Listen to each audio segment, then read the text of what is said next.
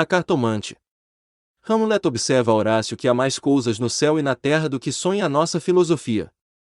Era a mesma explicação que dava a bela Rita ao moço Camilo, numa sexta-feira de novembro de 1869, quando este ria dela, por ter ido na véspera consultar uma cartomante. A diferença é que o fazia por outras palavras.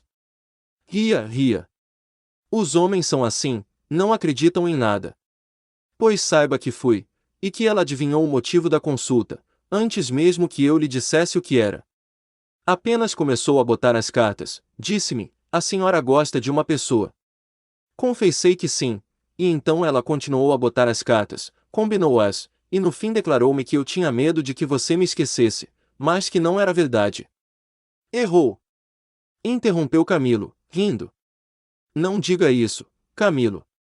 Se você soubesse como eu tenho andado, por sua causa. Você sabe, já lhe disse. Não ria de mim, não ria. Camilo pegou-lhe nas mãos, e olhou para ela sério e fixo. Jurou que lhe queria muito, que os seus sustos pareciam de criança. Em todo o caso, quando tivesse algum receio, a melhor cartomante era ele mesmo. Depois, repreendeu-a, disse-lhe que era imprudente andar por essas casas. Vilela podia sabê-lo, e depois? Qual saber? Tive muita cautela, ao entrar na casa. Onde é a casa? Aqui perto, na Rua da Guarda Velha, não passava ninguém nessa ocasião. Descansa, eu não sou maluca. Camilo riu outra vez. Tu crês deveras nessas coisas? Perguntou-lhe. Foi então que ela, sem saber que traduzia Hamlet em vulgar, disse-lhe que havia muita coisa misteriosa e verdadeira neste mundo. Se ele não acreditava, paciência, mas o certo é que a cartomante adivinhara tudo. Que mais? A prova é que ela agora estava tranquila e satisfeita. Cuido que ele ia falar, mas reprimiu-se. Não queria arrancar-lhe as ilusões.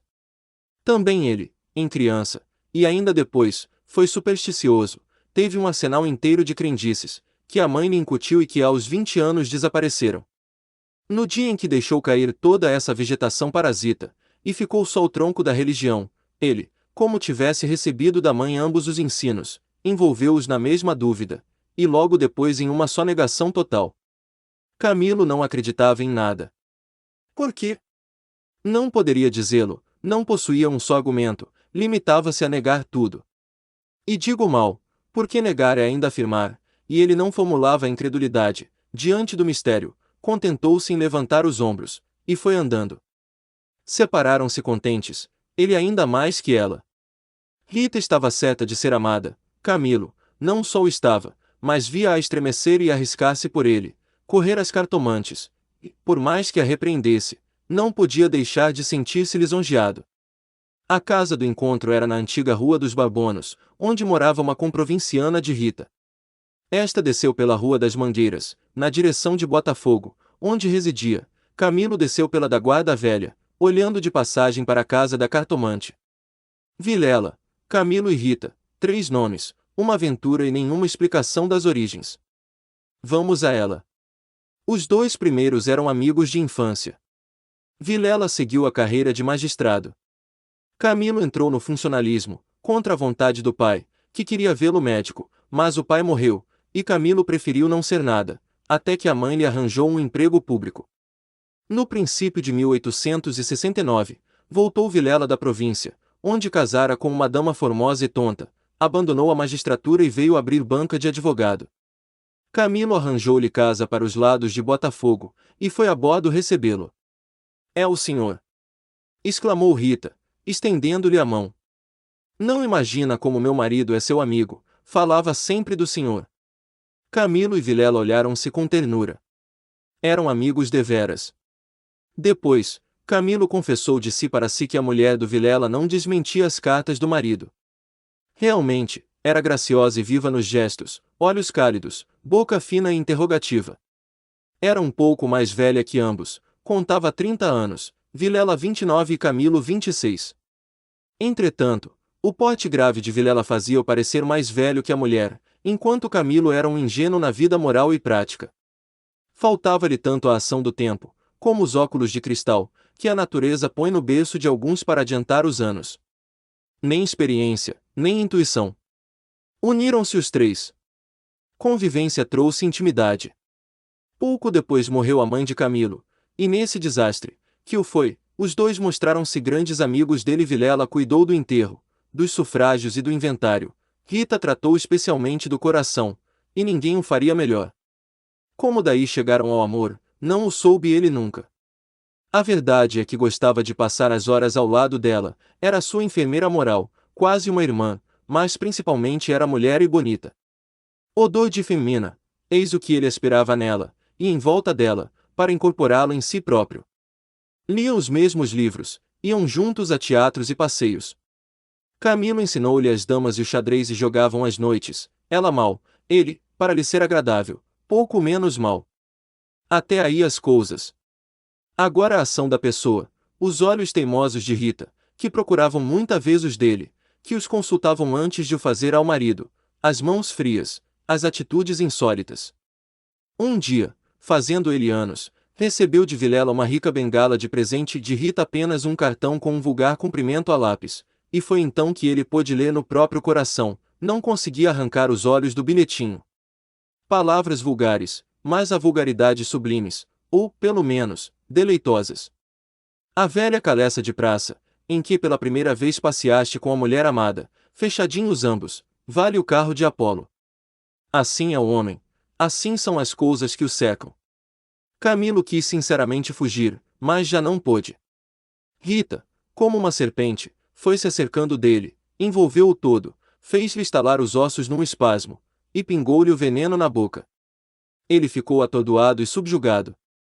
Vexame, sustos, remorsos, desejos, tudo sentiu de mistura, mas a batalha foi curta e a vitória delirante. Adeus, escrúpulos! Não tardou que o sapato se acomodasse ao pé, e aí foram ambos, estrada fora, braços dados, pisando folgadamente por cima de ervas e pedregulhos, sem padecer nada mais que algumas saudades, quando estavam ausentes um do outro. A confiança e estima de Vilela continuavam a ser as mesmas.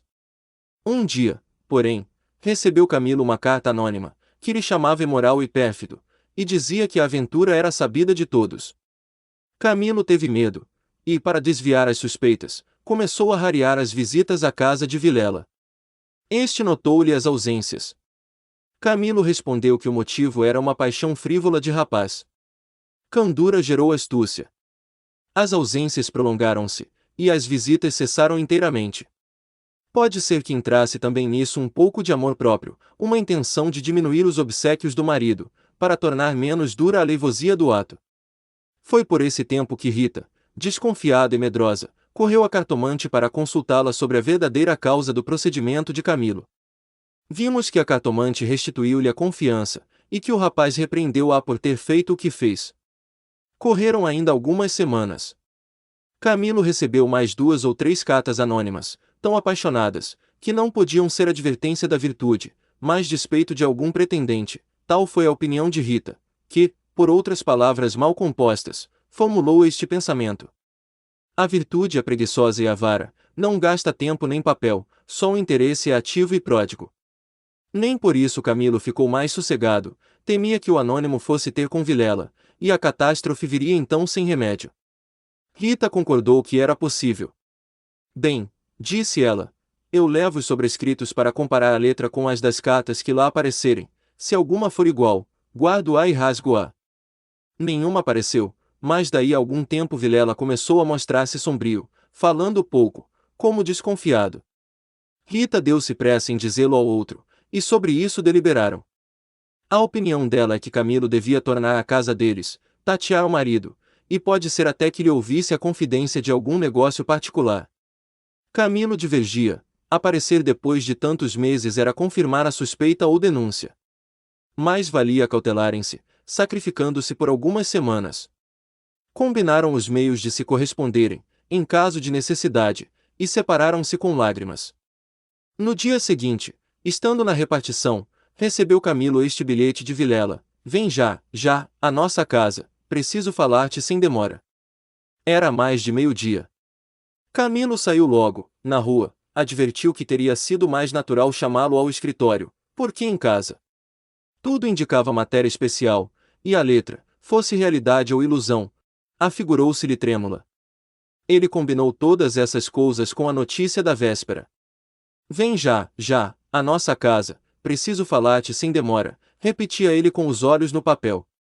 Imaginariamente, viu a ponta da orelha de um drama, Rita subjugada e lacrimosa, Vilela indignado, pegando da pena e escrevendo o bilhete, certo de que ele acudiria, e esperando-o para matá-lo. Camilo estremeceu, tinha medo, depois sorriu amarelo, e em todo o caso repugnava-lhe a ideia de recuar, e foi andando. De caminho, lembrou-se de ir à casa, podia achar algum recado de Rita, que lhe explicasse tudo. Não achou nada, nem ninguém. Voltou à rua, e a ideia de estarem descobertos parecia-lhe cada vez mais verossímil. Era natural uma denúncia anônima, até da própria pessoa que o ameaçara antes. Podia ser que Vilela conhecesse agora tudo. A mesma suspensão das suas visitas, sem motivo aparente, apenas com um pretexto fútil, viria a confirmar o resto. Camilo ia andando inquieto e nervoso. Não relia o bilhete, mas as palavras estavam decoradas, diante dos olhos, fixas, ou então, o que era ainda pior, eram-lhe murmuradas ao ouvido, com a própria voz de Vilela. Vem já, já, à nossa casa, preciso falar-te sem demora. Ditas assim, pela voz do outro, tinham um tom de mistério e ameaça. Vem, já, já, para quê? Era perto de 1 hora da tarde. A comoção crescia de minuto a minuto. Tanto imaginou o que se iria passar, que chegou a crê-lo e vê-lo. Positivamente, tinha medo. Entrou a cogitar em ir armado, considerando que, se nada houvesse, nada perdia, e a precaução era útil. Logo depois rejeitava a ideia, vexado de si mesmo, e seguia, picando o passo, na direção do Lago da Carioca, para entrar num tílburi. Chegou, entrou e mandou seguir a trote largo. Quanto antes, melhor, pensou ele, não posso estar assim. Mas o mesmo trote do cavalo veio agravar-lhe a comoção. O tempo voava, e ele não tardaria em testar com o perigo. Quase no fim da Rua da Guarda Velha, o tílburi teve de parar, a rua estava atravancada com uma carroça, que caíra. Camilo, em si mesmo, estimou o obstáculo, e esperou. No fim de 5 minutos, reparou que ao lado, à esquerda, ao pé do tílburi, ficava a casa da cartomante, a quem Rita consultara uma vez, e nunca ele desejou tanto crer na lição das cartas. Olhou, viu as janelas fechadas, quando todas as outras estavam abertas e pejadas de curiosos do incidente da rua. Dir-se-ia a morada do indiferente destino. Camilo reclinou-se no tílburi, para não ver nada. A agitação dele era grande, extraordinária, e do fundo das camadas morais emergiam alguns fantasmas de outro tempo, as velhas crenças, as superstições antigas. O cocheiro propôs-lhe voltar à primeira travessa, e ir por outro caminho. Ele respondeu que não, que esperasse. Inclinava-se para fitar a casa. Depois fez um gesto incrédulo. Era a ideia de ouvir a cartomante, que lhe passava ao longe, muito longe, com vastas asas cinzentas. Desapareceu, reapareceu, e tornou a esvair-se no cérebro, mas daí a pouco moveu outra vez as asas, mais perto, fazendo uns giros concêntricos. Na rua, gritavam os homens, safando a carroça. Anda! Agora! Empurra! Vá! Vá! Daí a pouco estaria removido o obstáculo.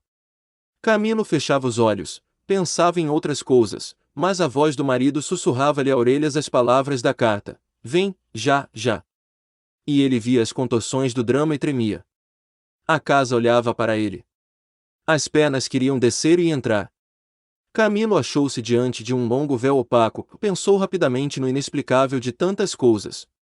A voz da mãe repetia-lhe uma porção de casos extraordinários, e a mesma frase do príncipe de Dinamarca reboava-lhe dentro. Há mais coisas no céu e na terra do que sonha a filosofia.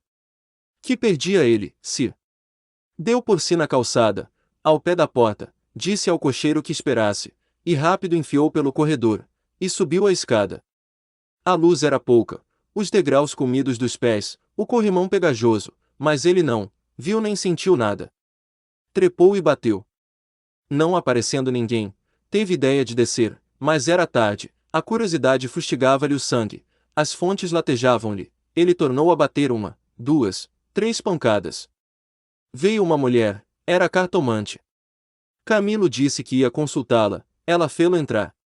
Dali subiram ao sótão, por uma escada ainda pior que a primeira e mais escura. Em cima, havia uma salinha, mal alumiada por uma janela, que dava para o telhado dos fundos. Velhos trastes, paredes sombrias, um ar de pobreza, que antes aumentava do que destruía o prestígio. A cartomante fê-lo sentar diante da mesa, e sentou-se do lado oposto, com as costas para a janela, de maneira que a pouca luz de fora batia em cheio no rosto de Camilo. Abriu uma gaveta e tirou um baralho de cartas compridas e enxovalhadas. Enquanto as baralhava, rapidamente, olhava para ele, não de rosto, mas por baixo dos olhos. Era uma mulher de 40 anos, italiana, morena e magra, com grandes olhos sonsos e agudos. Voltou 3 cartas sobre a mesa, e disse-lhe: Vejamos primeiro o que é que o traz aqui. O senhor tem um grande susto. Camilo, maravilhado, fez um gesto afirmativo. E quer saber, continuou ela, se lhe acontecerá alguma coisa ou não. A mim e a ela, explicou vivamente ele. A cartomante não sorriu, disse-lhe só que esperasse.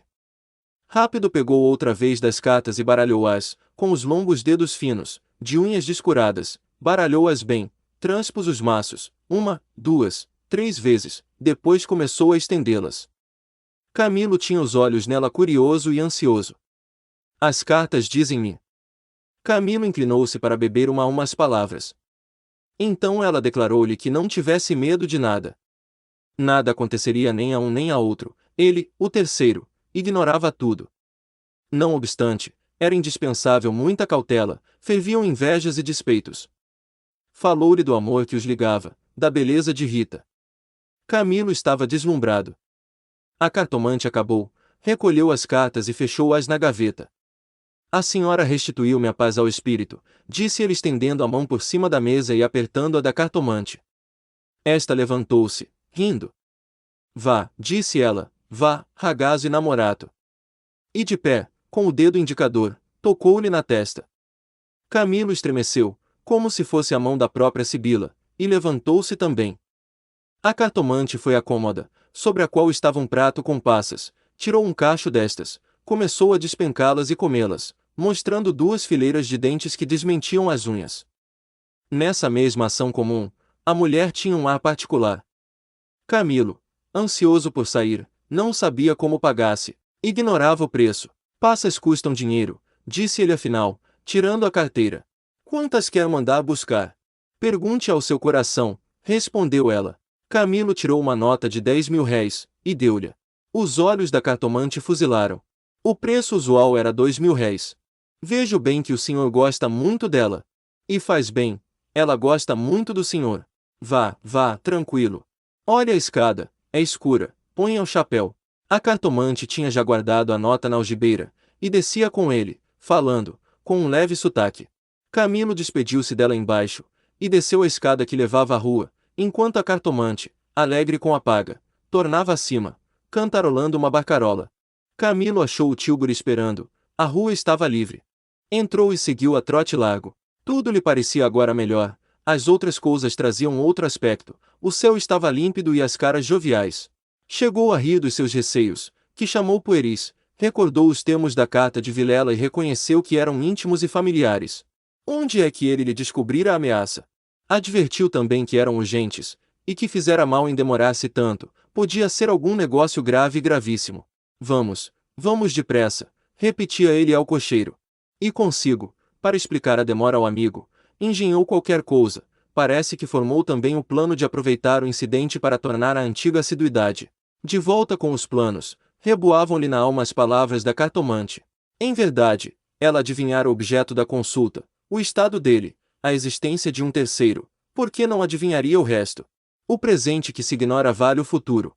Era assim, lentas e contínuas, que as velhas crenças do rapaz iam tornando ao de cima, e o mistério empolgava-o com as unhas de ferro. Às vezes queria rir, e ria de si mesmo, algo vexado, mas a mulher, as cartas, as palavras secas e afirmativas, a exortação, vá, vá, ragazzo e namorato, e no fim, ao longe, a barcarola da despedida, lenta e graciosa, tais eram os elementos recentes, que formavam, com os antigos, uma fé nova e vivaz. A verdade é que o coração ia alegre e impaciente, pensando nas horas felizes de outrora e nas que haviam de vir.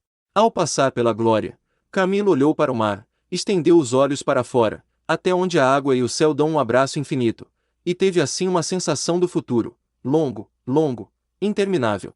Daí a pouco chegou à casa de Vilela. Apeou-se, empurrou a porta de ferro do jardim e entrou. A casa estava silenciosa. Subiu os 6 degraus de pedra, e mal teve tempo de bater, a porta abriu-se, e apareceu-lhe Vilela. Desculpa, não pude vir mais cedo, que há? Vilela não lhe respondeu, tinha as feições decompostas, fez-lhe sinal, e foram para uma saleta interior. Entrando, Camilo não pôde sufocar um grito de terror. Ao fundo sobre o canapé, estava Rita morta e ensanguentada. Vilela pegou-o pela gola, e com 2 tiros de revólver, estirou o morto no chão.